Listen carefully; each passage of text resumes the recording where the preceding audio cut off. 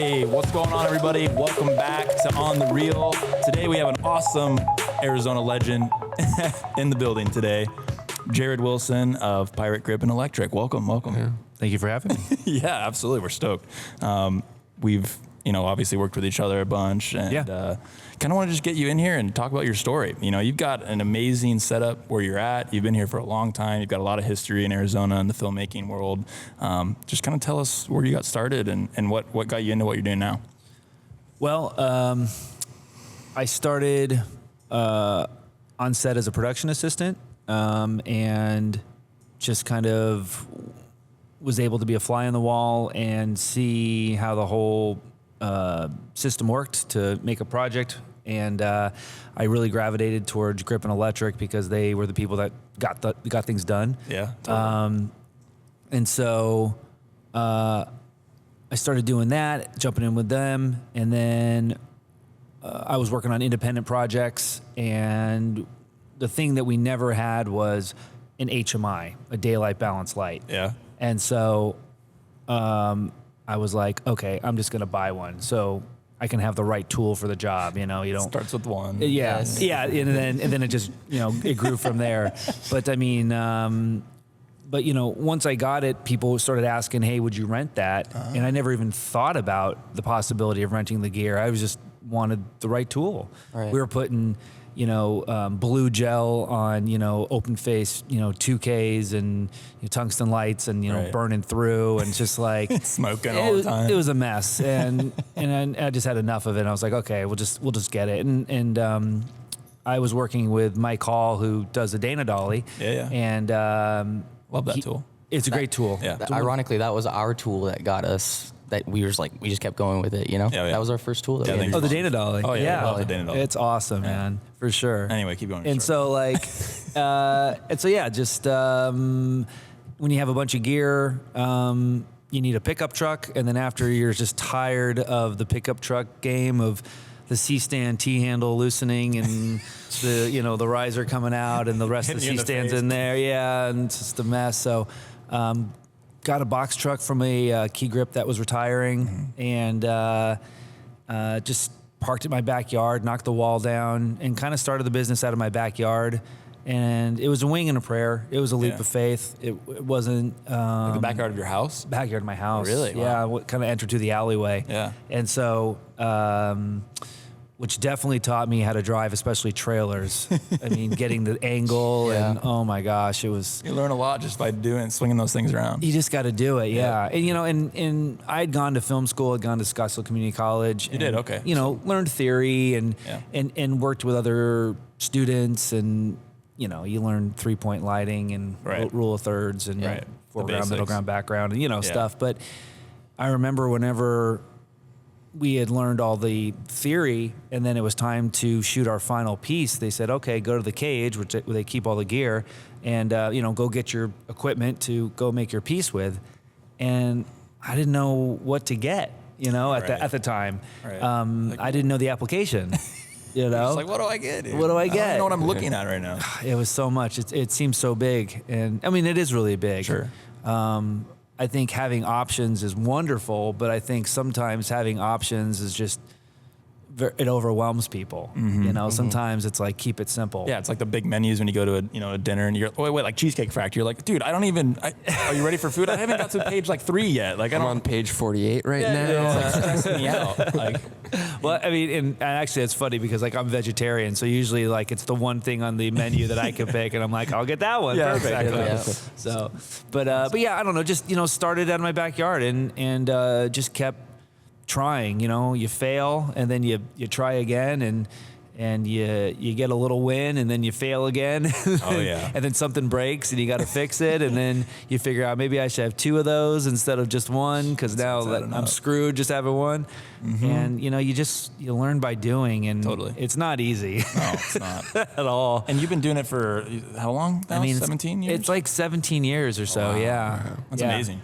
That's awesome. That's a successful business. You know what I mean? That's congratulations. Thank dude. you. That's awesome. Yeah. And your property, dude, like Oh, the your whole property's so warehouse cool. is, I love it. Yeah. I love the 'Cause vibe. Yeah. before we jump into that, what Pirate Grip and Electric, where did Pirate come from? Where did that name originate? Where is there a meaning behind Did it? it start as pirate, you were or just did like- it start as something different and then I mean, transition? I had a nickname as a kid. My dad gave me Jasper, and so for a while there, I was trying to do like Jasper Productions, or I was trying to still find it. Sure. And then me and my buddy Lee, who I'm sure you've met, Lee Yeah, yeah. Lesby. We were, throwing out names, and I don't even really know why pirate was a thing. It just seemed cool. It seemed like seemed a cool right. thing. Yeah. And it kind of, it's kind of one of those things where you'll know it when you see it, or you'll know it when you Sure. hear it. And it just, it kind of came out of a brainstorming session, and we were probably drinking beer or whatever, And in your awesome backyard. in our bar. backyard, yeah. I think sick. And so we just went with it because I never thought it would actually work. Oh. It was always like, this is a season of life. Well, I guess it is a season of life, like anything, but it was not supposed to become as big as it is now. That's awesome. I don't know. I was just a creative person who wanted to make pretty pictures, I guess. Yeah. And I still do.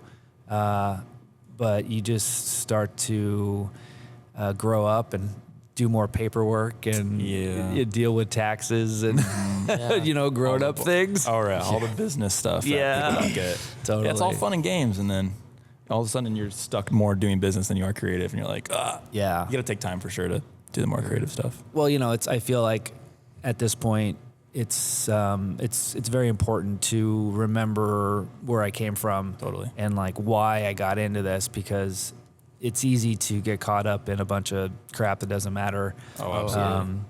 Or like, the whole saying, like, if you do what you love, you'll never work a day in your life, or like, if you do what you love, the money will come. And I think those are very true statements. But it's just one day at a time. Tomorrow has its own problems. Just, Oh yeah. Because for a while there, it was just me. Now my wife Paige helps me out at the shop, Right. And so we got pirate booty props going on now. Yeah, I love that. Which You is got all kinds of stuff. which is cool. Yeah, so it's an excuse to have a bunch of crazy stuff everywhere. Before it's just all like, oh, you're a hoarder, but now it's like, oh, well, now it's props, right? It's a business. I mean, guys, if you ever been there before, I mean, you walk in, and he's got like this miniature, like Hollywood kind of walk-in entrance in the backyard. Is that what that is? And he's Yeah, got, it's like Paramount. yeah, it's like Yeah. Paramount. There you go. Yeah, it's like a Paramount. The sign. last shoot we were there, that he has a got set shit of like everywhere. morgue doors, like from Yeah, a yeah, yeah. morgue Yeah. outside, and I was like, that is so cool, but so He's random. got fake rocks. He's got like, I mean, you go in there and you walk in, you'll get lost. I almost got lost when we were shooting there last time. Like, I couldn't find my way back. Just get distracted by all the cool stuff. That was so cool. Yeah, so if you ever go there, you definitely got to visit. Well, it's funny because like it takes a team. It takes all the departments to put it all together, because you could have all the great camera gear and all the great lighting and people that know what they're doing, but if you don't have like the canvas art department, you're shooting up against a white wall. Totally. or something that's just boring. Totally. And I feel like that's something in Arizona that we need to get better at. A lot of these, and I'm not trying to knock anybody. Sure, I'm sure. There's always room for improvement. There's always room. regardless. Absolutely. I mean, I think that's something that maybe got lost in like film school somewhere, because you see a lot of these indie little projects, Right. and they're just not. They're geeking out over the camera Right. and over like the fact that it's like 4K or something. Yeah. But you're looking at something that's just not interesting, Right. And I don't know how you teach that. Like, this is interesting and this is not interesting. It's like the fundamentals. It's just like creating the story and making that, the art department's extremely important, because they make that environment come a lot to life and make it realistic, right? And if you're not putting that effort, like these kids are just coming in or whatever, and you're just going into a house and you rent an Airbnb and you shoot something, you're not adding anything or taking anything away. It doesn't, right? It's just kind of like stale, and there's no thought behind your story, right? Well, it's a character within itself too. Exactly. It tells a story. 100%. And I think maybe like people need to look at like a painting or a picture and say, do you like that or do you not like that? And if they do like that, why do you like that? Like, what is it about it? Is there good weight to it, or good balance, or color, or whatever it is, and I think in the end, it can get really artsy fartsy what we do, which I think improves the piece. I agree. But it also takes, going back full circle, the right gear. And that's why I bought the HMI. There we go. Full circle. Full circle. Boom. There you go. Well, no, I think that's extremely important. I mean, it's funny. We had a guest on yesterday, and he's not even in the film world. He has his own thing that he's doing in itself, but he's shooting video. But he said the same thing. Why? Like, why is? Yeah. I feel like that keeps popping up in most of these podcasts. Is what's the why behind what you're doing? Yeah. And I really. It keeps clicking in my head, and I like that thought, because I think that is very important to making an actually true story, a good story is why. Yeah. Well, and also, Yeah. like, you can have the coolest camera on the block, but if you're not putting something interesting in front of the camera, it doesn't really matter. Yeah. Even with like the car commercial stuff we do, we always like tell the drivers, like, if you don't drive fast or aggressive, it's not going to look not gonna look fast good. and aggressive on camera. Right. Like, the camera doesn't magically make things look better. I mean, there's tricks we can do as filmmakers, but yeah. But yeah, like drifting, like if you're not sending it, or action sports, if you're not sending it, it's not going to look like you're sending it on You're not camera. going to get excited. Yeah, doesn't look It exciting. should excite you when you're watching it. Like, that's crazy. They're going so fast, but sometimes we're going really slow. That's interesting. A vehicle being an extension of a driver / talent. Absolutely. Yeah. The vehicle is a talent. Yeah, totally. I never Yeah. thought about that. Yeah. So Wow. making it look You can pretty. tell. If you're scared of the camera car, you can tell. Yeah. You can see how timid they are driving. Yeah, They There's try to some- stay away from you. Yeah, there's Oh, some yeah. people that will put the like bumper right up on the camera, and that's It's when amazing. it looks the best. Like, We've got guys that we get drive so hyped 18 when that wheelers that happens. like jump right on our tail, yeah. like we're doing stuff. Some of them that stay way back. So driver's super important too, and knowing where to position yourself. all So. pieces of the puzzle. And that's why we have insurance. And Exactly. that's definitely why we have insurance. So you can Done that get a few times. very close. That's yeah. another thing getting into the business. You're like, you don't even think about insurance, and then you get into it, and you're just like, oh shit, Yeah. this is Yeah. so much. So when you need it, it's like, when you need it, you have it. for Yeah. sure. But speaking of which, how much maintenance and organization, like how much? Because in your place, there's all kinds of stuff. Do you organize and move and shift and change and? So up until recently, I did most everything myself. I would get help here and there from Do you people. have people working other than it's just you two? I just I don't have any employees. I mean, like for instance, today we're starting to hire some interns to come Okay. out, and I'm specifically hiring people who want to get in the film industry. It's not Right. just like anybody off the Right, street. just 'Cause Yeah. I want their experience there to culminate to something instead of, because I had a conversation with one of them, and they were saying how, well, we're essentially doing landscaping, because there was a bunch of like moving, there's just a lot of moving stuff around. They weren't like, hyped about putting in a drip system or anything. Sure. But I need to do that. So.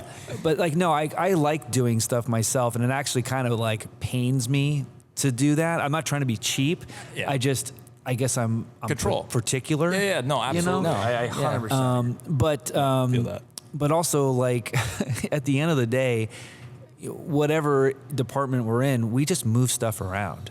We move stuff from point A to point B. We work out of trucks. Yep. And we sweat a lot. Yep. And I mean, it's not as glamorous Yeah. as maybe a lot of people think it is. We always say that we're like just a moving We're a company. moving company. That's all we do. Yeah. 80% We're moving really good at cases, moving 20% shit. filmmaking. Yeah. I mean, another thing is I've tried to learn throughout the years how to not hurt myself. Yeah, And sure. I've found many different ways of hurting myself, and many different ways I've made myself bleed. And I recently hurt myself, and I was amazed that I could hurt myself in that way. Like it's like, oh, okay, that can happen. You're moving so much. You're Yeah. like, I thought I'd been through it all. But nope. There comes this piece. I would say the worst, and this is related to moving trucks or box trucks, is when you're grabbing something off the wooden floor. This has happened a couple times. There's a possibility that you could get a splinter under your fingernail, and it's like the worst feeling ever. So Like you're grabbing like a stinger. Like yeah, something just when you off go the like this. So Yeah. basically, I've trained myself to not No. do that angle, to do more of a one of these. Little Swift. Literally, because I don't want to feel that ever again. Oh my gosh. Yeah, especially if it's up there and you can't even get like you leverage can't, to get it. It's gone really deep before. It sucks. Last time we moved the robot in the box truck, I got a splinter in my finger. It's horrible. Yeah, it's the worst. I don't know. Like you're saying, you've learned stuff. Like when rigging like cable cams and we're moving cases all the time. Like I just bring gloves from now on. Yeah. Even metal pipes or get hot or whatever. I just bring gloves now. Yeah, I'm so sick of speed beating rail the and shit out of my Arizona hands. heat. Oh my God. I have a problem with gloves. You can't find the right ones? I did too. No, I can't. Okay. Maybe that's it because I'm not like anti gloves, but I can't feel anything. I get it. Yeah. I get it. And No, there's a feedback. I end up that you taking them get off. Yeah. without them. So I found some good ones. different Like for some sure. leather. Like you get thin soles basically, and then you get like a thicker like knuckle. Is what Yeah. I've seen. Because I've always, oh my God, I beat the crap out of my knuckles, grabbing stuff and dropping and pushing stuff around. So like a light sole with like a leather top actually Okay. works pretty well. Is You there can like a feel- certain and it brand? can touch your. I have them in the truck actually. Okay. You got some good ones out at Home Depot. There's like a big selection actually. All right. It's like the lamb leather. Yeah, it's pretty nice. Inside. I don't know. Goat Try leather. it. I I've need been to try trying it. a ton. Or the Milwaukee ones are super nice too. Okay. yeah, like And those are all kind of, you have a lot of touch in them. I usually end up taking them off whenever we're like tying a rag on Yeah, something. that's the 'cause thing. it- That's you I know, know. But when you're moving like big things, when you're getting stuff out of the truck, you're moving rail, you're moving metal in the heat. Yeah, whatever Metal. it is. Yeah. Just I throw shit on or wood really. So I'm curious, you backtracking a little bit. So you got your first truck and your HMI in there and all your other gear. How did you, and you started the business. How did you like market yourself or get work? Was it mainly like word of mouth? Were you out like visiting people? Like, cause like you kind of have the plan, but you don't have it all figured out. How did you kind of go about? I guess a lot of it was word of mouth. I mean, I guess that was early days of Facebook. I guess I would put some posts up, but I wasn't really I didn't really have a website until a little bit later. There was the Arizona Production Association, Right. which I had a listing on. But I would say it was word of mouth. Yeah. Honestly, Yeah. work begets work, and Totally. and we work with a lot of the same people over and over again in varying degrees, and and thinking about it, it's kind of weird to say that out loud because there was really no marketing plan. Yeah. Really. But also, I also worked as labor, and that's what I started as. So I didn't always go out with my gear, Right. which is something that I get asked a lot. It's like, oh, do you go out without your gear? And I always say, yeah. I mean, Yeah, why I'm not? not. I honestly look at Pirate as a separate entity. It's like my baby. It's like but I have to take care of it. It takes care of me. But yeah, I mean, honestly, it's kind of nice sometimes going out and just working with someone else's gear. I'm actually doing that next month in Oklahoma for you a have little to bring short. shit everywhere. You I'll show up. I'll just bring me, Yep. which is. It's kind of nice, right? It's really nice, actually. Yeah, and it's also I think good because I get to see how other people do things and how Right, other sure. people build their trucks, and I do enjoy that. I do love that. yeah, other gear see that what you they're don't know doing. about, Totally. little tricks, Yeah. and There's always the smallest things like tie-offs or like clamps that they use or like Yeah. to Little put stuff quality in of the life truck. upgrades. Well, yeah, Yeah. I don't know. I enjoy that. well, it's organization. Exactly. It's organization skills. Well, I mean, I feel like what we do in a sense is we create systems. Yeah. Whether it's on set and you have like a staging area and you have the area that you shoot in, and then you have the area where you park your vehicles, and everybody's got their own little place. You got systems in your vehicles. Yeah. It's just that we're systems creators, and We enjoy the process though. yeah. you? I do actually. I really like to organize, but I also I had to learn to let go because being that I rent equipment and rent truck packages, it's in the hands of somebody else, and they have a different system. Yeah. And so then you got to beg to ask, is their system better than yours or vice versa? Right. Do they just do it differently, or there is a possibility that your system is better and their system sucks? I know. That's the thing. That's But why you got to we be open with yourself if it is the case. That's why we don't rent gear out because we have no idea what condition's going to come back in. It no could be idea. anything. It could be it might look fine, but then all of a sudden you're on a shoot and something fails and you're like, oh shit, was that us? Or Absolutely. So if we rent, which Everybody we do rent treats gear, stuff gear's differently. rentable, but it goes with a tech, so we can just manage it. Totally. Well, yeah, it's unfortunate, but no one's going to treat it like you treat it. Yeah. Yeah. I know. It's just the It sucks. reality of things. But for your business to grow, that was one thing you needed to let go, was getting those trucks out and getting the gear out there. And Yeah. how much stuff have you lost over this 17 years? How many wow. things have you lost? An estimate. Oh man. Over 1,000, under 100. I mean, like monetarily, I like don't know. mon- Like, I guess maybe monetarily. That's a good question. Or just like physically, like I lost this, someone stole a C-stand, or I've got clamps missing. I've got all this stuff, because you count everything that comes in and out, right? Kind of, or not really.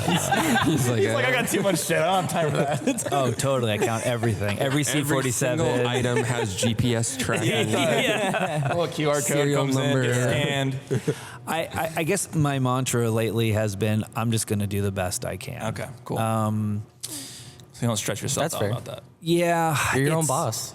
Yeah. I mean, like, basically, I guess in the end, I want the client to be happy. Totally. I want the working experience to be as least painful as possible for everybody involved. Right. And the great thing about grip trucks is that you have lots of options on those. So, that's what, when I get a little irked whenever people are way too specific for no reason. Like it has to be an end jaw Cardellini over like, a mid jaw Cardellini kind of thing. And, sometimes you do need the end jaw for whatever, but if it doesn't have to be that, then can I just give you this? Right. Or like, we just need the monitor to sit here and it needs to be rigged to this table. And Right. just as long as it's cool, then that's cool. Then it works. Right. But I think another mantra is like being on set, like leave it how you left it, how you found it. When you leave, it should be like you were never there. Totally. And I've worked with some guys throughout the years who've been really good about that. When you start out, you're young and you're excited and you're just like, Right. whatever, screw it. Like cinematic community, like I can do whatever. And then like you grow up a little bit and you start to maybe get hopefully more respectful of, because you're in people's world, Sure. like their homes. They open up their homes to you. I know, it's it's crazy. amazing. Yeah. It is crazy. And you see that look on their face when they realize what they've done to themselves. I know. For sure. Like, oh no. Oh my God, there's so many people in there. They're More all using my people. toilet right now. Oh, it's the toilet. Yeah. The restroom cleaning. Yeah. No, it's nuts. But it's there's a lot of, we were talking earlier about the social aspect of this Right. business, and that's a huge part of it. And that's not only with like what a lot of people see, the talent, the actors, but the crew and the camaraderie is super important. And I think it's connected to crew morale. I agree. And if you lose crew morale, you've lost the game. And it's just then it's just like surviving, and you're just like a bunch of cavemen at that point, It's, God, it can That's get super bad. true. I mean, For sure. we got to throw that. I always forget about the soundboard. I know, me too. I always forget about Have buttons, you but that was a noticed, good one. just out of curiosity, with your experience, is there a certain type of job or client, without like naming anybody, that has more of a terrible kind of morale on set, or like mutual respect for each other on set? And is there like a certain type of client or job that's like better? Like, is independent film like super nice and awesome to be on, and like Or commercials like Phone. I see. hit or miss or something? You're saying genre.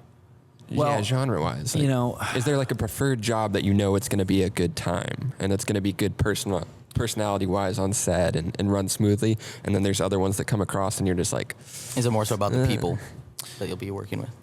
I think it's definitely the people. I think it definitely trickles down from the top.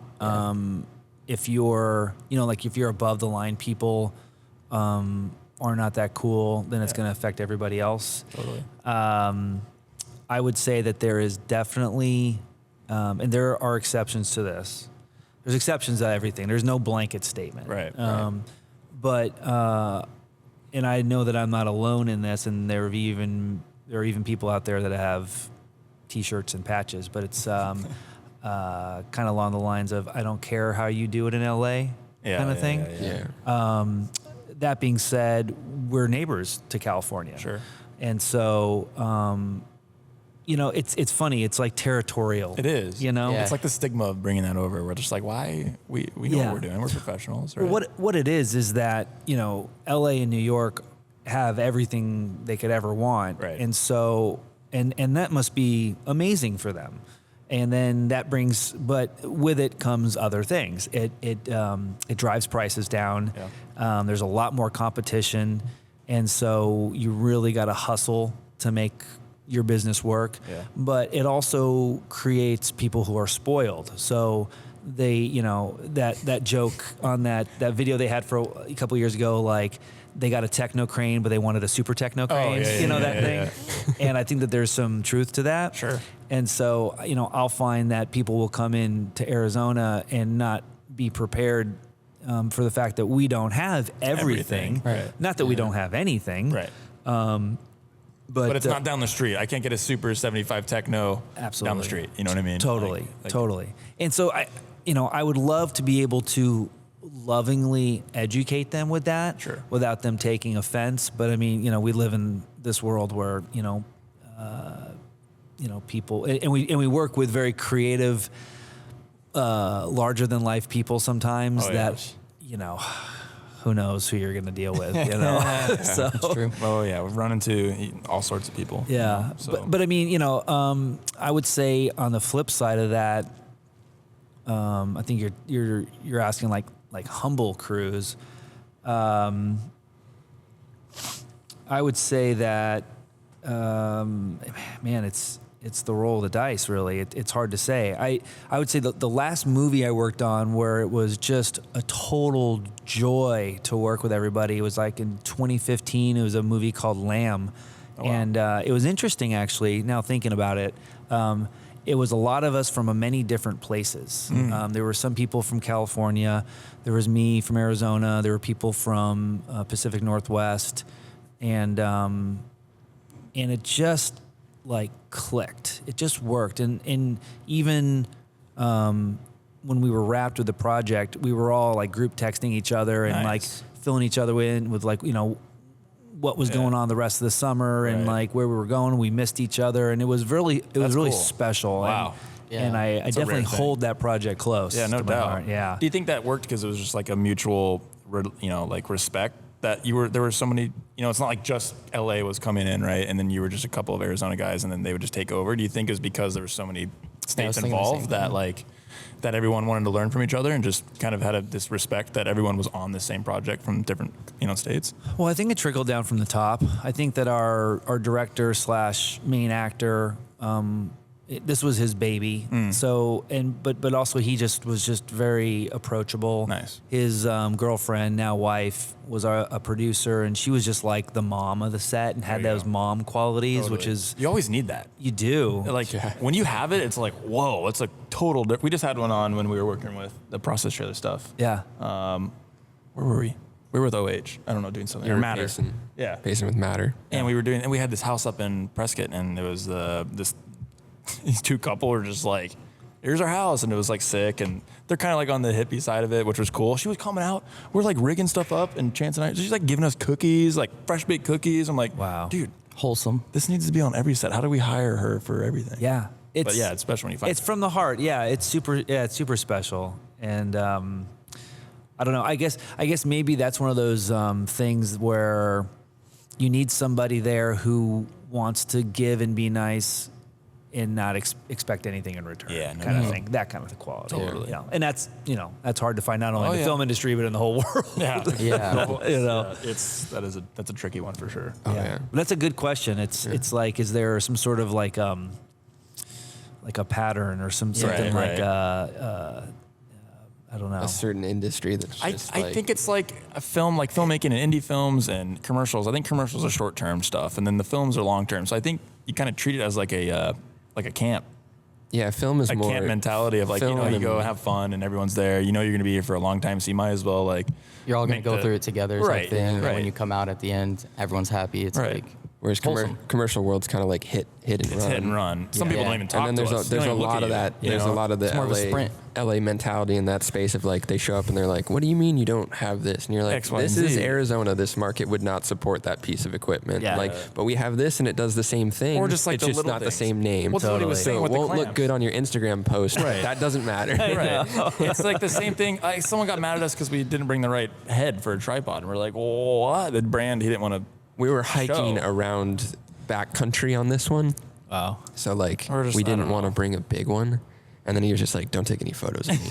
It's just a little head. Wow. But it's funny you brought up the Cardellini thing, and like they're like, well, you could definitely do it with this. You don't just need this, right? So when people come, they're like, oh, I want this specific thing. I want this specific ring on my focus wheel. Like, why? Why? It's kind of, it goes back to why. It's doing the same thing. Everything it's doing goes the, back it's the to same. why. You want to show me? I know how to do my job. Let me show you before you start just telling me how to do my own job, right? Yeah, Like, totally. let me show you. Well, and also I feel like that might be a lack of problem-solving skills on their end, because Yeah.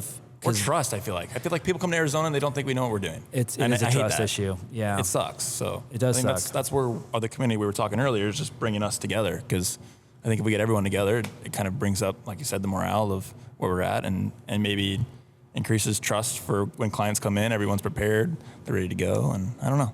I mean, I will say that like people who, are in the LA, New York workforce, Yeah. they're for the most part well trained. Sure. You do get some people who are taking advantage of that system and they're kind of just floating along, and Right.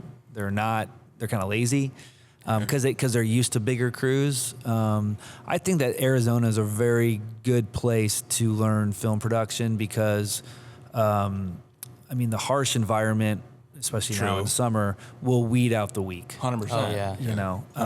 It's very Because we're an on-location there. based We state, are. Definitely. And that's a totally different thing than studio stuff. I tell this to people all the time. If you can master on-location work, you can do anything in a studio. Totally. Yeah. Well, yeah, and then but you got to learn the tricks. Like instead of if you don't have set walls where you can put stuff up and over, you got to figure out how to rig whatever Exactly. in a person's house. Yeah. And but also that also connects to your director and your DP, your higher ups. Being willing to compromise, Right. Not compromise the shot or the story or the project, but just it's just compromise. It's not a bad thing. No. I think it's just part of what we do. Right. You just figuring out another way to do the same thing. You just there's always different ways to do something. There's not Absolutely. one way to do everything. For sure. So, But I mean, but also you were talking about working on a film. I just got off one on the 15th, and it's cool because you scout first and you figure out kind of what gear you need, and you throw a Right. bunch of stuff on there, and then it's almost like day one, you just tear up all of your notes. And you're just all like, Nothing okay, you let's brought. do this, Yeah, yeah. and you just do it, and Full intuition type thing. it is, but it's also like the pace is different, Right. Yeah. Because on a commercial, like you'll be on the scene all day, and for a movie, like you don't have time for that. You got to like get a safety, move on, Right. move on, keep going. Yeah. And they're not going to be, and you're going so fast that they don't have time to nitpick what Right. head you used on your tripod. No, yeah, they don't. It's- They don't. Yeah, It doesn't matter. It's really interesting. So what was there a reason, I guess, probably why you never looked at kind of moving out of Arizona with the business, or was there ever Were a you time where always from here? was there ever Yeah. a time Oh, where yeah. it grew to the point where you're like, oh, maybe I should set up satellite in LA or something, or you just always wanted to hold down the fort? Yeah, I never wanted to leave Arizona. I've left Arizona to work in Sure. other places, but I've always been based out of Arizona. Right. Yeah. We're pretty centrally located to at least LA, I guess. And You Yeah, got I'm- an international airport too, like I Yeah. think we have it pretty good here. We do. I mean, No, cost with of the living setup, yeah. Yeah. is great. The market's growing into us and not the other way around. We're not going to go into an already growing market. Absolutely, for sure. I love our state as far as like the natural beauty. oh, it's insane. America's backlot. It's so pretty. I've found myself in, Monument Valley and the Grand Canyon and just like I love westerns. Yeah. I love working on westerns. I'd love to work on more westerns. Yeah, totally. And early filmmaking, kind of, I don't want to say it started here, but I mean there was a lot of early films made here, yeah. John Ford type stuff. Way back then. And it's just it's inspiring because I mean back then you think like an early grip truck was like a hardware store. Yeah. So if they needed a dolly move, they needed to like build the dolly, like with wood. Oh my God, like crazy. you look at some of these early pictures. There's a place up in Monument Valley called Goulding's Lodge, and they have a museum there of early John Ford stuff. And you see these pictures, and it's bare bones. But I mean, those are classic movies. They're wonderful, and everybody's got their shirt off, and it's just different times, Heck yeah! What are those guys? There's a grip crew out. I don't know whatever. Grippendales. Grippendales. Oh no! In Montana. Oh no! And they're like in the deep snow working on like outdoors, and they're all no shirt. Wow. No shirts, chest rig on. Do they have like a little bow tie? They should. Some of their photos, I think they do. I think they might. Yeah, those guys are pretty funny. That's funny. We heard they from do like someone. They do photos where they're like laying out on like the process trailer and they're stuff. just So they're just having fun. I don't know. It's cool. It's cool. Oh wow. So how much do you see people like? Actually, what was I gonna? I mean, your studio space. Don't you have kind of that studio section? Yeah. Do you rent that out quite a bit, or what? Or do you not like it? Do you care? Is it just like whoever wants to use it uses it? Or? Ebbs and flows. That's been a huge learning Running thing a for us. studio? Yeah. Because the first time we were in your space was with the robot, I think. Well, actually shooting in their space. yeah, actually yeah. shooting in the space. Shooting there, Recently, filming yeah. there. So Yeah, so basically I got a mortgage on the shop, and then right next door this warehouse was up for rent. And I figured, and I'd always looked at it and daydreamed like, whoa, wouldn't it be cool if I expanded? And then there was a possibility that we could do that. Yeah. And so once again, leap of faith, I feel like, well, you should at least try. And if you've tried and failed, at least you tried, kind of thing. It's better to have loved and lost than never to have loved at all, kind of thing. So I tried, and it was a little bumpy at first because I was going to go in with some other people. And I kind of made my decision to go for it because they said they were going to like go in on it. And then after I said yes, they backed out. Oh, no. So I was like, oh, okay. So that's how this is going to go. wow. Damn. Yeah. So then I was like, well, here we go. So I have learned a lot. So basically, you know how when you're on set and you bring gear and you're trying to make the client happy. Right. I feel like that increases by a lot more when they're in your studio. Totally. And people They expect stuff. Yes, they want all kinds of stuff. Yeah. And it depends on the client. And so once again, I just do the best I can. Sure. and try to make them happy. Yeah. And the realistic thing is that like you're never going to make everybody happy all the time. No, of and course. You're going to run into people that for some reason hate your guts, and Yeah. you're going to go like, well, I tried. Yeah. And then you're going to run into people that say like, you're the best ever. Exactly. And then I go, how do I go from I'm the worst ever to the best ever? I don't know. That's crazy. But yeah, I mean, it's allowed us to build sets. Totally. And which, we just talked about being a location state, which Arizona certainly is. But what's funny about that is that gets people in this mindset of like, we have to shoot it like we're in someone's house, when there has always been the option of we could build a set. Right. And so now I can like back that up and go, we have a studio. We build. could build that there. Right. Yeah. We built one in here just not too long ago.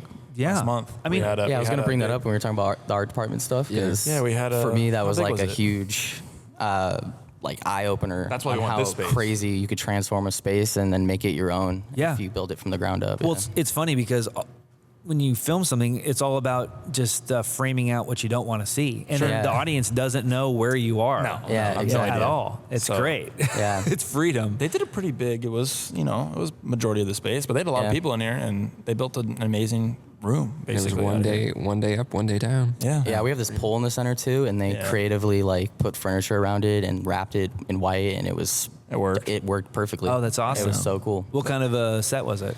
It was like a mad scientist, grungy underground feeling. Cool. Yeah. Yeah, We'll show it was you a photos sci- after. It's Cool. I'll show you photos. Yeah, it was like a sci-fi esque. So it was the first time having Nice. a ton of people. I mean, there was like 25 people in here. We had like everyone in here, and then we had to turn our podcast room into makeup and dress, and the kitchen into where all the PAs were hanging out. And it was cool. It was fun to like come in there and see all these people just using the space. And we're like, oh, wait a minute, let's maybe try to do this. It was weird being here and just being like Not the doing studio anything. managers. Yeah, I don't was like like, it. I like whoa. doing stuff. So I'm just Yeah. like, I felt really like, douchey, just like walking around. And like, I wish I could be doing something, but I'm not actually supposed to be doing anything. So that's why we want this space next door. So I think we'll have grow into that hopefully. Yeah. And we can have more stuff we can build and just customize. So Well, and that's the thing with what we do. We need space. yeah. Oh yeah. For sure. Well, And- you do. You've got a lot of big things. You have large pieces of. But you'll always grow into it, I know, and you you'll always always run need out. more. I know. It's crazy. I went with a couple of storage containers recently, and so those are helping. Yeah, I saw that. I think there's 2 white ones you just bought or whatever. Yeah, we stacked 2 Nice. reefer trailers, refrigerated ones. I love shipping containers. Yeah, they're great. I got it's a whole nother story, but I Yeah. love them. I want to build them into crazy stuff. And Oh, it's awesome. so cool. Well, I mean, Phoenix just got the first tallest high-rise apartment container Yep. apartment thing. Half container and some concrete. Really cool. Right by the Moira's the arcade bar. Yeah. There you go. So that was really cool. There's another one down the street. There's a studio that's not as tall, but they're using them. Back then they used to be super cheap, but now they're a lot more expensive. But They are. They're strong and they last forever, and it's pretty cool stuff. We can get a whole. It's like podcast building about Legos. that. Yeah, it's with them. amazing. It is really like cool. Legos. Yeah, for awesome. sure. Yeah, so it's been cool. We actually almost moved in next door to you. Yeah. Yeah.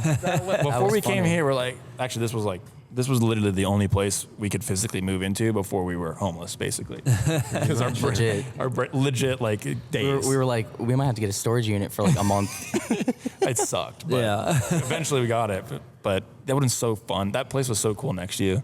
Well, it would have been cool. Yeah, Yeah. that's the real big question because my be sick. lease is up on December of 23. Oh, wow. So, and we just got this film The tax whole building, incentive. the whole thing, or like, Well, do you not own some of that? Or? I don't own the studio space. No, I just rent. Okay, the studio, but The you own studio. the other side. Yeah. The other Yeah. side. Okay. Yeah. Okay. Cool. Got So it. so yeah, I mean, so Pirate's definitely gonna enter into the unknown. Not that Sure.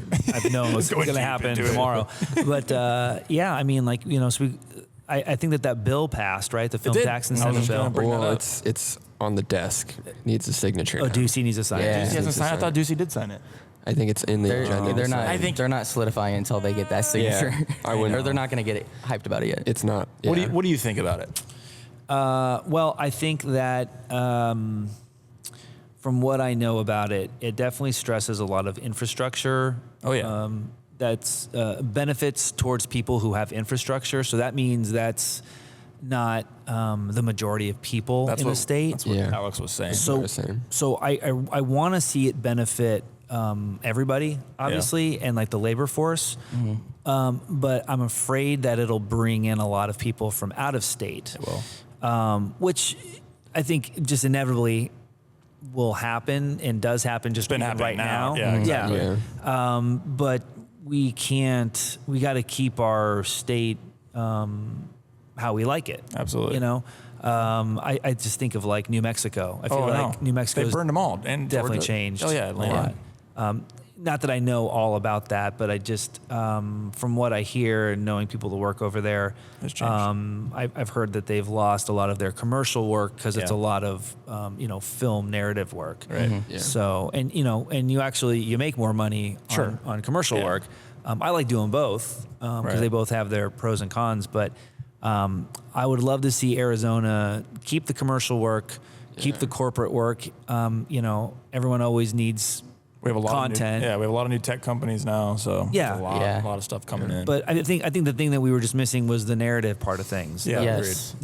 Which I think I'd love to see that, and I would just love to see people get more of an opportunity to stay here instead of feeling like they have to move. Right. You know? Well, ASU is investing in their massive studio they're building now. Did you hear that? Yeah. Yeah. Huge. I mean, because they're moving into Sun Studios soon. Yes. Because they were based out of Sun, and then they're going to go to something they're building over in Mesa. Mesa. Yeah. I mean, it's going to have a few sound virtual stages, set virtual inside set, of it. And everything. all airy equipment. Now, I have a question for you. Does your studio, as it is right now, meet that minimum requirement that was in the tax bill for the? So it's like 10,000 square feet. Yeah. So it does actually. Well, because it's funny because my shop is 6,000 square feet and the studio is 4,000 square feet. So there you go. Yeah. So it does. But like I feel like I have like a year and a half left. Yeah. I mean, not to say I don't want to renew my lease, but I mean, anything can happen. Sure. So do you think the big studio heads are going to come in here and build what they want, and then we're in trouble, or are you just need to be, like you said, the people that you have a solidified business, ourselves, like, are those people needing, like, nobody here has large brick and mortar. Like, this is one of the biggest points of contention in the meetings that I even was bringing up. It's like, we have so much that we've brought to the state to support the state. Yeah. And we still can benefit from the tax incentives. Totally. But like, to maximize the benefit for us and our business, like, we're being disqualified from a portion of it right now because we don't have a 10,000 square foot space. Unless we get that one. But we have like a smaller space that's packed with like massive potential for the industry and people coming in. Right. Yeah. So it was like, it's this weird, and there was no grandfather in there. Like, there was the requirements for like how to classify as Arizona was very loosely written. So it wasn't like, oh, you have to have like feet in the state for a certain amount of years before you can. It's very, very loosely written. You can put up a block building at 10,000 square feet, and then boom, all of a sudden you're a studio that qualifies for maximum benefits, and the benefits have a cap on them. Right.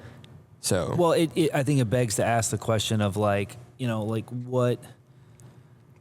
what makes a good, I guess for the sake of this argument, a production company who, has in-house equipment that can make a project. Sure. And is it somebody? I mean, like, is it somebody who just like, buys their way in, or is it time in the trenches? I think it's a little bit of both. Obviously, because you have to buy stuff to have the tools, but then you have to have time in the trenches also.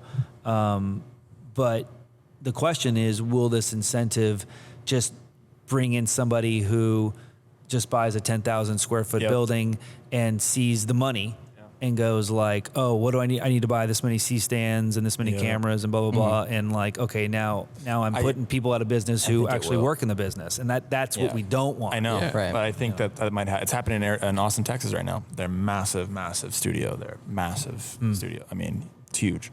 Right. What they're building out there. So in my opinion, there's land out here, plenty of it in a way. I think that it might build out here in Yeah, studios. there's a lot of opportunity. So I think the people in Arizona just need to be prepared to like get in there, and hopefully they do use our workforce and the people that have been solidified here and or whatever, have been here for a while. They know what they're doing. I hope that they get on those jobs all the time. Well, it's gonna be hard. And also like if you think about some of the movies that have inspired us to do what we do, I think it begs to also ask, did it require large budgets and large studios, or were some of those independent movies that were just had a good script and good acting and just kind of like the pieces came together and it was a good film? And back in the film days, I feel like it was a lot harder because all the gear wasn't as accessible, the camera stuff, because it's on film. Right. But now with HD and 4K and all that kind of stuff, like the market is definitely flooded, which is maybe not so good sometimes. Agreed. But I don't know. I think maybe moral of the story is, you don't need money, but you do need money. You just need to spend the money in the right place, in the right areas. Yeah, totally. And then talk the right people into supporting it and like getting it out there to the masses. Because in the end, it's a good script. You got to have a good script, and those aren't easy to come by. Sure. You know. Totally. So. Definitely. It's hard. It's just a hard business to be in. Totally. I think though, if this tax incentive does go through and whatever, I think you're going to be busy though. You've got equipment, you've got gear that rents out, you've got stuff, you've got, the I think grip. I'm gonna be pretty busy. Also, I think you're going to be. I think you're going all to be the hiring connections teams. you I think make you're going to be. I throughout- think you're going to have more employees. You're going to be training and all this stuff. Well, W-9. W9. Yeah. There you go. There I'm you not go. going to take out employees. I mean, all the connections you W9 make throughout is. the years too. I mean, having that pedigree of being here and being known, I think that's going to play a big part. 100%. So, Yeah. And the name of the game is who you know a lot. So, Well, the people are going to come in here. They're going to talk to everyone here. They're going to see who are the Yeah. people that we should be talking to, and it's the the people that are in the community and actively working on it. I think are going to be fine. Well, and also, like, I mean, to me, the elephant in the room is Arizona, right to work state, and California, union state. Yep. Okay. So you got that whole argument, if you Right. will. So, from their perspective, they're going to go to IATSE. They're going to go to our local. And as it stands right now, right or wrong, good or bad, our local does have some people who work in the commercial world, but a lot of people who are like more stagehands in theater. Sure. And so, because it's just one, it's 336, it's just one local. It's not, Right. segmented like it is in LA, New York. Yeah. So, I would encourage, like you said, those people who are going to be coming in to call independent contractors, call rental houses, get a feel for, the environment and Totally. like the reality of it, so that they just get the best product. Because, I'm definitely the type of person to shoot people straight. And, the truth hurts sometimes. Oh, yeah. And like literally, like there's things like being on this podcast right now, I probably wouldn't say because, people might get their feelings hurt. But if I had a phone conversation with somebody, like I'll shoot them straight.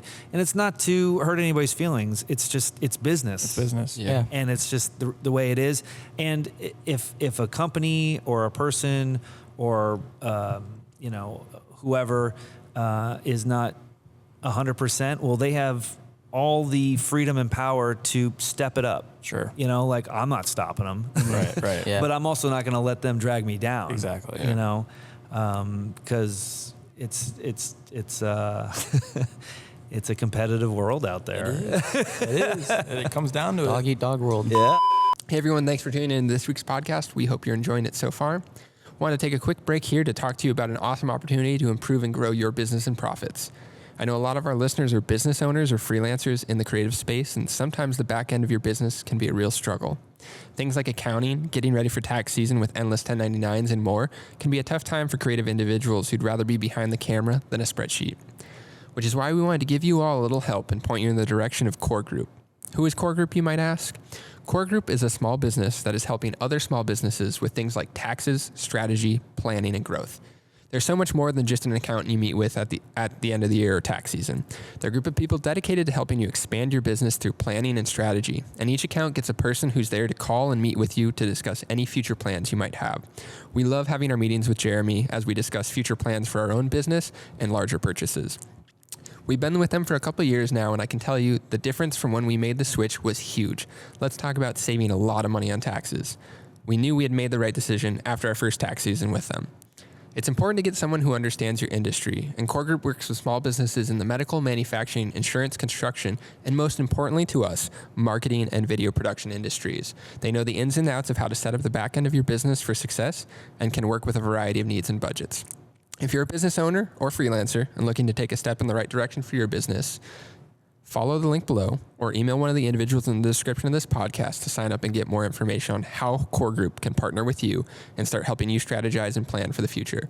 Let them know the Reelbros sent you. Once again, Core Group is a small business like yourself, meaning you get more personalized service and someone who truly wants to see your business succeed. So feel free to check it out.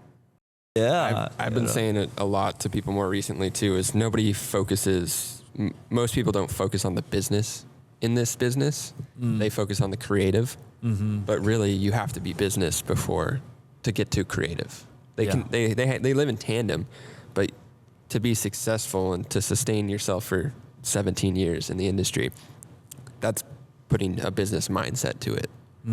I would put that in an example that I see all the time on set. And there's actually even like someone has said, in the morning, it's Gone with the Wind, and at the end of the day, it's Dukes of Hazzard. So like in the morning, when like the creatives are like so creative, and the AD is like looking at their watch and wanting to be on schedule, they'll do 10 takes of the same thing. And it's like, didn't you get it? And then get a safety. We got to go. And then by the end of the day, it's like, we're running out of time.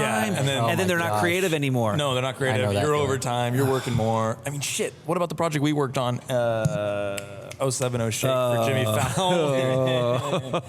That was bad. Dude, I had to work a job that day. So like I got home and I slept for like an hour, and then I worked the rest of the day. We That were should've- not done packing until the sun came up. Yeah. That should have been that. It was terrible. That also goes with what you said earlier, though, is leave it as you found it, because that was a situation where like dolly track got Oh my God, laid I and then felt so taken bad. down. Oh and my then God, laid it again was and taken so down. bad. Because of the moon. The moon. Yes, the fucking Nobody moon. checked the fucking. There was a harvest moon, and it came up an It was hour or supposed two to go later. over the So the big barn. shot that we spent all this time setting up for That shot for the should have moon been in there too. wasn't. should have been VFX number one. Okay. Yeah. Absolutely. like they did at the second moonshot. Yeah, Yeah. it should have been Absolutely. VFX. Well, and you know, and God, I that- felt so bad. You were laying all that shit, dude. Oh my God. Yeah, that track was- was. You were like, we had to get bricks out of the back of the corner. to, Yeah, Well, like, and that's get why it. we were. I- That's yeah. why we were there so late, because we had to pick up all the bricks. because in he the wanted end to and use put 'em his back and giant setup. Oh, remember? And we gosh. took it off and we're like, just do the Rona, and we threw it on there. It worked perfectly. You know how much Yeah. faster that would have been? I know. Well, also, you know, whenever the sun was setting, and the camera was on the jib, Yeah, yeah. the barn, like in the background with the superstitions, was beautiful. Yeah, Beautiful. I know. And I'm just like, I was thinking in my head, because, you know, I'm just the grip, so Sure. what do I know? But I was just like thinking, I know this isn't part of your plan, but just shoot this Take right it, now. take it. Just get Yes. it. Put it on your reel. Yeah. do whatever you Yeah. want. Get it, because it was so pretty. Because Seriously. they didn't get. No. they didn't get it. No. I think we were a little No. underlit that entire Oh, shoot the too, whole, but yeah. Yeah. It was cool. I mean, I was happy we had we had your something on rocks. the Tonight Show, and it was a cool moment, but it was also like Sure. tainted a little bit by like, if you were there, you were like, oh. Well, you man. brought a lot of gear out. We had you bring like rocks and props and. We were sitting in all a kinds of hotel stuff. in Texas watching that. Yes. That was so funny. We were just like, what? What? It was crazy. It was cool. It was cool seeing it. Well, you know, it's It was fun. It was fun because we were working together. yeah. Yeah. Yeah. If It was a laid back set for sure. yeah. I mean, which I think kind of screwed some of it, but you know what I mean. But it was laid Yeah. back, and everyone was chilling and hanging out. And I think For sure. I think it worked. I think their expectations weren't. The whole thing got put together in a weekend, basically, and I Yeah. think that was kind of the downfall. Yeah. Like from phone call Yeah, did you know pre-production that? was It like, was like Saturday, weekend. Sunday, and then it was like we shot. I think like They a hired us to like that organize week. everything. Yeah, it was. Wow. So we put it all together. It was quick. But I think that was one of the things. It was so quick that we couldn't really flush everything out. Right. So Right. And so Well, many we're glad things you came. changed Thanks right for till coming. Sunday. Yeah. No, it's fine. I mean, it was totally fine. Yeah. I mean, and honestly, that was end of 2020. So Yeah. I was happy that work was starting to Working, pick up. exactly. The thing though, you know, it's the curse of the music video. yeah, I know. I know. Yes. It's just like true. you're once you say we're working on a music video, You're just like- you're pretty much doomed to fail. That's what I was thinking earlier. We were going to all come to the conclusion of when I was saying jobs that are just terrible and like shitty to deal Yeah. with, music videos. Yeah, especially rap music videos. And I'll tell you that it's like a culture thing. Sure. It's like you have the problem with those, and this was more of a that one we were talking about was kind of like it wasn't rap. It was more No, like she's a singer. What kind of music? It's was that? R&B. It's like, R&B. I would say R&B for sure. Yeah. I liked it. But It it's was like- cool. No, I like her. I have her album. I on love that her record, music, actually. It's and I great. love the song she performed, but I can't listen to that song anymore because of that. Oh, I know. Yeah, it taints you. I used to love that song too.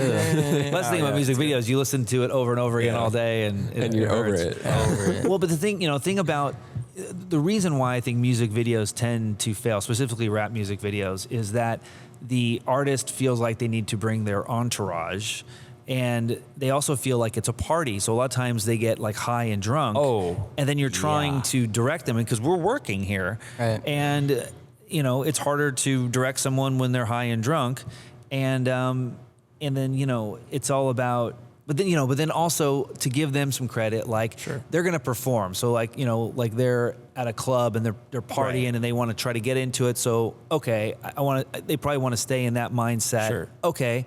But I mean, the rest of us have to work too. So it's our job right now. It's a hard thing to balance. Yeah.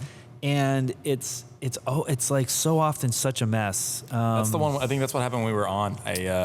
By the end of the night, I think everyone was just too far gone. On Shake, it was kind of fell apart, and I think everyone was noticing it and was just like, oh, there it is. It is what it is. Well, another part of that, which made that a hard job, was that it was a nighttime exterior. Nighttime. And overnight. So everyone's like, not used to that with their whole, sleep system. And then also we're in the desert and it's really dark. And a lot of these people are from out of town, so they're not used to like the Arizona desert. So there was a lot of and there was DMX. Snakes. Which was such a headache. Oh, at yeah, the we end had of the DMX. night. The Remember DMX that? lighting, yeah. Oh, We had to hire that's that guy. That added such a So we had to like, time everything. yeah, the I forgot projector. about There that. was. They didn't do any. Yeah, the It was research a on lot that. for like a weekend to put it together, and it happened, and it was on TV, and that's. we technically we pulled it off. That's a pull off in my book. We did it. Was it the best of scenarios? No, but it worked. So there was that second set with the rocks, The right? rock, yeah. Right. That literally should have been right next to us. We didn't have to go like all the way over there. No road access. Because you couldn't see the background anyway. Yeah. If that were during the day, the mountains in the background were unbelievable. Yeah. But, So annoying. No, you could have definitely shot right behind us, and It would have been fine. it would have been fine. Because it was nighttime. Nighttime. Yeah. And they lit it, and oh no, you know what pissed me off? I think that projector thing. Yeah, that's what I said. Then they had to get everything in sync. Remember that and it was just projector an in the back? absolute At the nightmare. rocks. Yeah, Yeah. the thing they had to like shape, and they hired oh my god. Yeah. It was rough. That was a Concept mess. was cool, but time to execute it was too short. Well, they bit off more than they could chew. Right. And kind of like what I said earlier, like, if you frame, whatever you frame out, the audience isn't going to see. Sure. They wouldn't have known that the sets were next to each other. That's a system. They created, there was a system that had some flaws in it. Sure. And we were at the mercy of that. Yeah. Unfortunately. Oftentimes it is like that too. Yeah. So. Yeah. Yeah. But at least we were working. That was Yeah. a positive note of it. And it was everybody's getting back into the flow of things from That's true. the We were on a pandemic big lockdown. break. So yeah. I mean, you were working. You were busy. back in the- you were back in getting. the You were groove. kicking back up for sure. Yeah, totally. Well, it was interesting whenever 2020 hit and works definitely like came to a grinding halt. It didn't completely stop, and I thought that was actually a very interesting thing to see that there were, for me, there were music videos. Yeah. And there were passion projects. So it kind of showed you that the establishment stopped, but the people kept going. Nice. And I think that there could be a social commentary in there somewhere. Yeah, no doubt. That's interesting. Because Creative kept flowing. when it comes right down to it, it's about people. And empires rise and fall, but I mean, you're always going to have people, and how are you going to juggle all of that? People need an outlet. People need to express themselves. And we're the ones that can help them portray that. And it's special because you see people who don't know how to do production work and these YouTube videos, and it just doesn't come across. No. And so it is a special. It's a very interesting thing that we can do. It just doesn't always work. No, for sure. Because you're at the mercy of so much, 100%. I want to talk about your the Chronicles of Pirate Booty Props. Oh yeah, I love those videos. I think they're great. we have one more that we still do you? need to edit, and it's really? like, Oh, get it done. I They're know, because I want to do more. good. Actually, Dude, so what got you into that? I mean, that's like your So we get contacted by a lot of film school people who want to intern, PA, get in the business, get on set. Right. And one of the guys, this guy Andrew, who did who went to Full Sail, but did it remotely online, lives out here. It's in Florida. got it. So he needed to do his final project, and his final project was to do like a 15, 30, and 1 minute piece, and then to do a how-to video, because there's also a how-to video in there. Oh yeah. And we had got him on set and all this stuff, and he was like, I want to, you know, kind of give back and do like pirate commercials or pirate booty commercials. Right.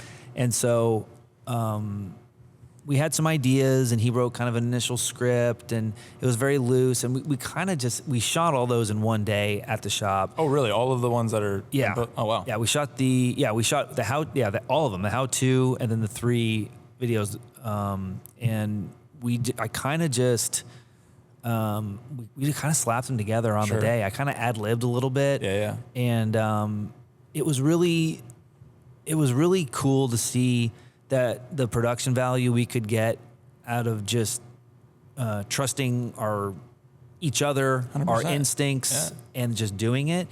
And I think we got some pretty good stuff. Actually, it's pretty fun. You know, I love them. I think it was great. The stories, like you're narrating everything, right? And so do you write that stuff, or you just go at it and hopefully you get that stuff? I kind of write it down, and then I just kind of just ad lib and do it. You just pick a prop and start talking about it, or did you have set stuff that you? Yeah, I think we were trying to think of like 3 different stories. You know, it was like, you know, one of them was like one of them was a lampy. Lampy, yeah. And then one of them was like an instrument of some kind that was in the trash can. It was like I don't forget what it was, like a little guitar. Story of the Chronicles of Pirate Booty Props. Once, while on a stroll during the last hours of the day, I noticed a face staring back at me. Oh, it was a clock. From the pit where Corbin the time clock. ends. With my trusty fishing pole, I cast a line. It deserved a hand. I had to have it. The wind of the trucks pushed against me as they drove by. We'll put the video up. It's hilarious. I was all on my own. It was worth it. It was beautiful. It's awesome. Yeah. And so he pulls out this thing, and then you have a whole story. It was a and clock. a really beautiful, you know, kind of set that you guys made in your warehouse. Yeah. So basically, and what's cool is that's our room. That's our library media room. Oh, nice. Mm-hmm. So you have all kinds of cool rooms. Yeah, you got the bunker room. You got the loft. You've got a bar outside. And we got a bar inside. And oh yeah, I forgot about that one. So cool. Yeah. So, you know, I think, you know, the next stage of if we can get there would be to have more turnkey sort of nooks at Pirate, where, you know, it's pretty much already all there. We just need to kind of like spruce it up to cater to the script at hand, and then just shoot. Yeah. Yeah. So that's been popping up more and more. People have been doing that, kind of either buying property and just dropping like things out there for people to shoot. Mm-hmm. It's become kind of this like social media thing, but there's a guy in town who did that, but but it's like almost there, but not quite. Like he's got like a jail room, right? And he's got like some sort of like Barbie room and whatnot. But I don't think, you know, and I've never been there. I just saw the thing online about it, but. You got to take into account that the crew needs space to shoot it and to light it, and so they're essentially kind of like these corners. Small. Yeah, you know? So. But I think it's also kind of made for people that don't want to put in the time to, like you said, do art department. It's already set. They show up with whatever they have and just shoot some stuff for social. It's just like a turnkey aspect. It's in and out. Yeah. Just shoot on your cell phone. Yeah, exactly. You just go do some photos and you leave, and you know what I mean. So you know, that's a whole other business. But also saying like shooting on your cell phone really. Nowadays isn't like even like a bad thing. I mean, we've shot commercials on the iPhone, the newest iPhone. Have you? Did you do a full commercial on it? Like, yeah. Well, the reason. Cool. Okay, so it was a 2-day commercial we worked, and it was in Sedona. Yeah. And one of the day, you know, the first day was like on an airy, and it was like, you know, legit. And then, but the second day, and I actually had to cover myself that day, so I wasn't there, but I know it happened. My gear was on it. They wanted the vertical aspect ratio. Yeah. So they shot it on like the newest iPhone. Wow. Yeah. And so basically what's funny is then the DIT camera assistants need to figure out how to like get the footage out, and then also like just like camera support on a dolly or tripod or whatever. It's pretty interesting. Yeah. I just bought a lens actually for my phone. I got little anamorphic adapter from Moment. Sure. Do you like it? I don't know. I haven't played with it yet. I haven't received it, but I mean, it looks kind of fun. I mean, I've been using my phone more often than not with like an app taking photos recently. I used to carry cameras and stuff, take photos. I just kind of like, I know. Like I just kind of. Well, you know what's kind of a cool test to yourself? I did this a couple years ago. Was like I brought on a trip with me like my old Pentax 35mm camera, and I only have so many pictures I can take. So you really have to think about it and like be careful. And I really liked that instead of just like slamming a bunch of pictures and just hoping for the best, which is cool too. Cause you know, sometimes you do actually get gold doing that, 100%. You know? But there is something to thinking it through. I worked with a gaffer from out of town last year, and he was an older guy. He grew up in the film world, and I loved how he carefully thought about things. Like one perspective might say like, oh, he's slow. Well, maybe he wasn't as fast as maybe some other people, but I liked when there was like the scenario, he kind of just, you know, took it in and thought about it. And I really liked that. And it actually made me, you know, attempt to apply that to how I do things and maybe like more so take a second and instead of just like running around and being frantic. Right. And, cause I mean, I can do that, but, I don't know. It's just, it begs to ask questions that could be very important and also, you know, you might not waste time and resources that you would otherwise. So I don't know. It was just cool. It was cool to see that. I guess I've just been around the last couple of years, just like projects where it's just, you know, run and gun. This is gonna be a run and gun. Yeah. Just like, another one of those. Exactly. Great. We just shot a whole commercial. Well, this, you know, brought Pursuit stuff for a Jeep commercial that was all vertical format. Oh yeah. Oh, okay. We shot it on Alexa, didn't we? Yeah. And we can always just turn it, right? yeah. They shot 16:9 16:9. still, but they had Framed the it. frame up on all the monitors For and that. on the the drones and stuff. So. Sure. Yeah, but it was And I think it interesting, only a whole Jeep came commercial. out. It only came out in On Reels. vertical. Yeah. Yeah. Interesting. So like the entire shoot in Moab, Utah was for phone. I think that's our problem with social media, though. It's like what you just said. Like we just need to like slow down. Like things. There's a lot of stuff It's going not on. bad if it's. It's only slow speeding up. It's or, only like, speeding everything's speeding up so fast now. It's like You can't stop it. I think it's gonna get worse. we're gonna and get to an unrealistic like expectation of. I was talking on the phone with somebody the other day about content and like marketing and like the need and the want for it like fast, and we had to do these Instagram reels to be relevant and all. It's like so weird, and it's like people are just putting out so much like crap now. We're getting watered And, like, down. It just creative you see for a bunch sure. of like watered down stuff. Yeah. And if you can just sit back for a little bit and actually think about what you're trying to say or do or how you really want to light it, rather than just going and shooting it on a phone and being like, oh, it's done.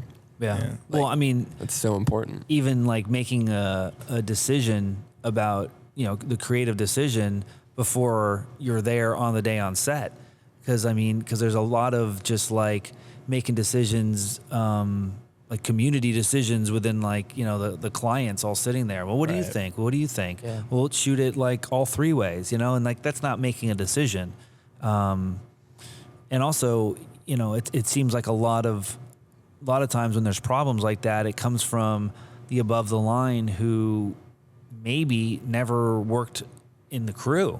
And so like for instance, during baseball season, we had a job and, you know, inevitably they're going to send PAs to the shop to pick up things, whatever. Right. And, you know, they needed, like an easy up or like 4x8 piece of foam core, and they sent a PA in a very small car. So it's just like, well, you don't know the size of these items and you're not sending the right size vehicle to pick them up. So that tells me that you just like went to the top and never like worked in the trenches and learned, you know, that stuff. And that's super important. You know? Sure.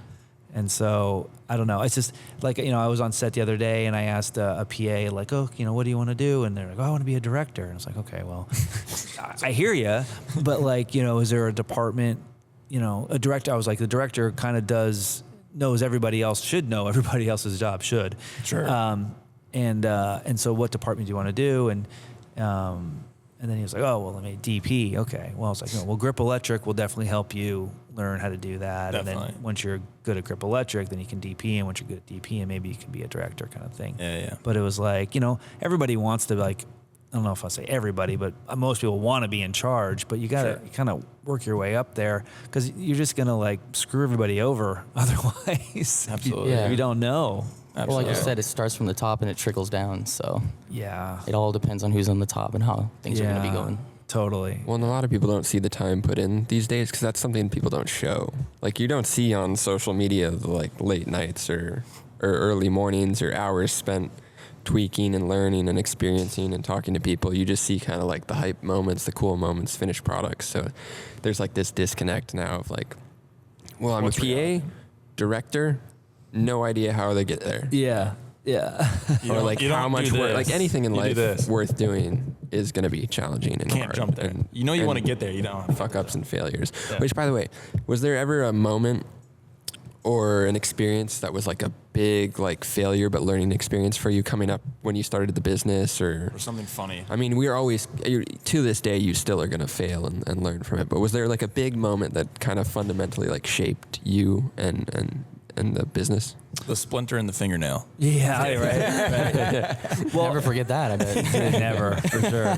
Well, the insurance thing, I had a generator accident, and it was a tow generator from a job, and it was like a last minute kind of thing. And for people who don't do this who are listening, whenever you rent something, you're supposed to get a rental agreement signed, and you're supposed to get a certificate of insurance or a COI for short. Yeah. And so I got the COI, but I didn't get the rental agreement. And from now that I know this, that's the most important thing, the rental agreement. Interesting. And so a COI, the insurance company told me, it just says that they have insurance. It doesn't mean that they're going to insure you, even though your name is on it, which is, I don't understand that really, but whatever. So because don't they make it out to you? Yeah. So it has Pirate Grip and Electric on there. Yeah. But it marries with the rental agreement, so you have to have both. So everybody out there, like, get both. So I didn't get both. And so what happened to the trailer? What was the so accident? I had a blowout, and I was driving back from Sedona, and it crashed into the guardrail, and it like tore the axles off. Oh wow! So the generator itself on the trailer was fine. It was just the trailer axles were torn off. So it was like a $20,000 fix, and I had to eat it. Yeah. What? Yeah. So, but you were pulling it, weren't? I was towing it, and I was towing it from the job. Oh, and I see. And they fought me on it, and they didn't cover it. So you picked it up, is what you're saying? I drove it out there, and was like, Jenny op, and then towed it back. And when I was towing it back is when it got in the accident. But it's when it blew out and it went in the accident. But they're saying that since you were towing it back, it wasn't part of their deal, or they just didn't care. They obviously, it's on their job. It's on their time. You're driving it back to base. You're driving it there to the show. They didn't care. Wow. And I didn't have a rental agreement, so they didn't cover it. Fuck. And lesson learned. If I can, pro tip of the day. If I can sort of be fair, at a certain point, it's out of your hands. Of course. Because it's in the insurance company's hands. You might have the best intentions, but we're at the mercy of lawyers and insurance companies. Mm-hmm. So another thing with, filmmaking is you got to be wise as far as that stuff goes, because at a certain point, you don't have any control over that. Yeah. So, so I had also had bad insurance. My insurance company, I tried to see if they could cover anything. And their response was, well, we could cover it if it got damage on your property, but since it was off of your property, we can't. And I said, well, first of all, I'm a rental company. Yeah. And second of all, it's a tow generator that goes places and supplies power. What do you think that does? Yeah. But still, it wasn't covered, and so Their jargon didn't allow for it. That's a big. yeah, exactly. It's the jargon. You Yeah. got to play that game. So it caused me to get better insurance. Totally. I was like, fine, I'm not going with these people anymore. Yeah. I'm now with a better insurance company, and they've been great ever since. $20,000 lesson. Yeah. You won't forget it. But I mean, also like just along the, every piece of gear you buy is a leap of faith, and Sure. you hope that people will rent it and you'll get a return on your investment. Of course. But that's not always the case. Or even just, even working jobs. I've been screwed over on jobs. People haven't paid me for some jobs. I mean, those have been pretty rare, but it's amazing how much trust we put in strangers in this yeah, job. of Like, yeah, I'm available, and you get there and you bring all the stuff. You bring $1 million worth of stuff, Right. And you're pretty sure they'll pay you for it. Like that. That's crazy. You know. Yeah, it is crazy when you put it like that. It is crazy. We started doing 50% up, so we don't show up unless it's 50 up. Yeah. No. Because it's just I hear like, ya. I It's don't know. wild. There's and just a lot of some projects move so fast from like call to like when they right. need you that there. it's hard that to it's get like, it, but we make Well, it. I think a lot of times that's where like a paperwork trail that would somewhat exist in another industry is like doesn't work on that timeline in some cases. So it's weird. Yeah, as you say, we do so many things on like a handshake. And a lot of a stuff hope. happens over the handshake and a phone, hope too. and over the phone and stuff. Like Yeah. it's very interesting, and Yeah. you can tell that's how you can pick your people you want to keep working with, and people maybe you should stay away and let other people know about is. Yeah. Well, then, but I've also worked with other people who will pay me like, right away or even before the job. Yeah. You know, so Same with us. There's for no- sure. it's We have so- the same patterns. It's so all over the place. it is all over the place. and there's know. no like standardization. But you have like a $10,000 job or a $70,000 job. That $70,000 job just pays up front. that 10 meme. takes 3 months to freaking pay or it's the whatever. meme 6 where months. it's You're like like, what are you doing? that meme like $500 job. They're like, I'm so glad I'm making this investment. Yeah. It's a big deal. And then like the 50,000, they're like, Just money's like, wired. You're Yep, good. It's already there. yeah. It's crazy. Yeah. It's really crazy. I mean, and some people don't even care that the fees are racking up. No. Like they just let Yeah. it rack up and they're Yeah. going to pay it. It's Yeah, yeah. crazy. yeah. So kind of as we like, That's the only time we allow it to keep going. I mean, true. So as But- we kind of like wrap it up, where do you see Pirate Well, Grip kind of what? I got one more question. Well, I was Oh, going to yeah, ask him a final one, but it was like, Well, I got one more question before go. that. What's been a piece of equipment or gear that you didn't expect to work as much as it's worked or work for you as much as it has? Like you bought it and you're like, oh, it might work a little bit, but it's just like totally like surprised you. it's a workhorse. I mean, the Dana Dolly is definitely one of those pieces. Staple. What about your Scorpio dolly or whatever that is? The The Chapman. Chapman dolly. People, not as much as I would have hoped, but I'm not. I kind of bought it to kind of have it for my own kind of stuff. Yeah. I never thought that people. I never thought that people would want it over like a Fisher. Sure. So I mean, that's fine. It's a good question. I will say that some of the most used pieces of gear on set are like full apple boxes and like a C-stand and a sandbag. I mean, like stuff that's So just, the same stands have probably made most of your money, you think? I mean, Or yeah. the trucks or the grip trucks, at least the packages, maybe? I mean, for a while it was Kino Flows. Okay, yeah, lights, yeah, sure. And then like 1200s, Jokers.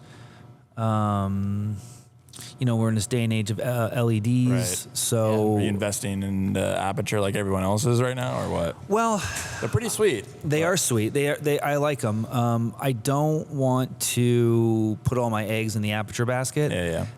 Because they haven't been like tried and tested for a prolonged period of time Sure, of yet. course. Yeah, that's true. So I also feel like because of the price point, they are a bit of an expendable light. So once it breaks, it's not worth it to fix it. You'll just Right. get the new Sure. one. You've got your Exactly. money out of it. Exactly. Which is just It's kind of their business model, probably though. Too. it kind of just is the way it is. Yeah. I have been very impressed with their product. The MCs, They're fun, huh? Those are cool. they're pretty amazing because I don't want to solely rely on the MCs to light a set. Oh, no. But whenever there's those little salt and pepper pieces that you want to put a sprinkle around, That's a good way to put it. I like that. they really shine. No pun intended. They're really great. Yeah, they are. And I love that they're magnetic, so they yeah. go on a baby plate, and you Yep. put that on a C-stand. It's awesome. They're pretty great. Yeah, I like those. We found some quirky ways to use those. Yeah. Yeah. yeah. Enhancing lights that are technically already there, but like Yeah. on trucks, we've stuck them underneath like sensors on trucks to make them Sure. look like they're glowing. Sure. I don't know. That's cool. They got a lot of cool stuff, and they're always kind of, I guess. Oh, we put pushing. them on the back of the seat rest or the headrest. Oh, the headrest. To Yeah. illuminate characters in the car. That's what we did. Yeah. Did you guys pick up the little egg crates for them? Yeah. Those are pretty cool. They are sick. Yeah, I like that. And everything's on an app too, so it's pretty cool. You can set up this entire scene and control it with one piece. Wow. It's pretty neat. And then there's 600s. When we were there doing the robot stuff at your studio, they had the 1200 there, I think. Oh yeah, they had one They of had the the big new ones. apertures. Yeah, They had the new one, and that was bright, man. I really like. Have you worked with the 60X at all? That has the zoom attachment No. to it.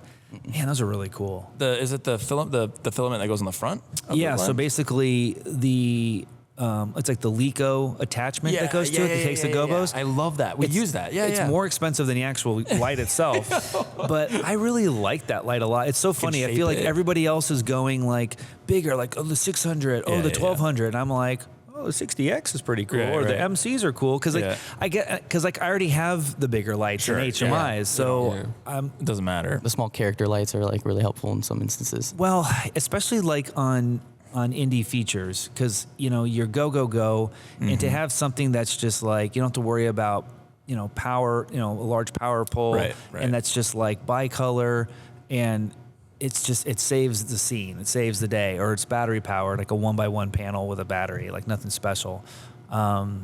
Yeah, that's something I've learned lately to just have in my back pocket. Yeah. There's these little lights called Felix lights Felix, that I've are never that are heard of those. really cool, 2 eyes. Just these little guys. They make the big ones, but I don't know. I'm kind of geeking out on these little lights lately. You just got a whole shelf of just tiny lights everywhere. He gets a tiny truck to fill it, and he goes, Yeah, right. Well, Matthews has that little baby C-stand. They got the baby Apple box. It's pretty cool. make a whole little scene out of it. That'd be hilarious. Absolutely. That'd be funny. We need to I want some of those little C-stands Yeah, for the the little ones. tabletop stuff Yeah. with the robot, just for fun. We could probably get little cool. C-stands Yeah, for they're these super things. cool. It'd be kind of fun. You know what I mean? That'd be fun. That'd be sweet. I'm trying to think of that piece of gear you said that works more than I thought, and that's a very good question. I'm trying to think of I'm going through the inventory in my head. That's a big inventory. I mean, like, I keep just going to basic things like a 12x12 ultra bounce, or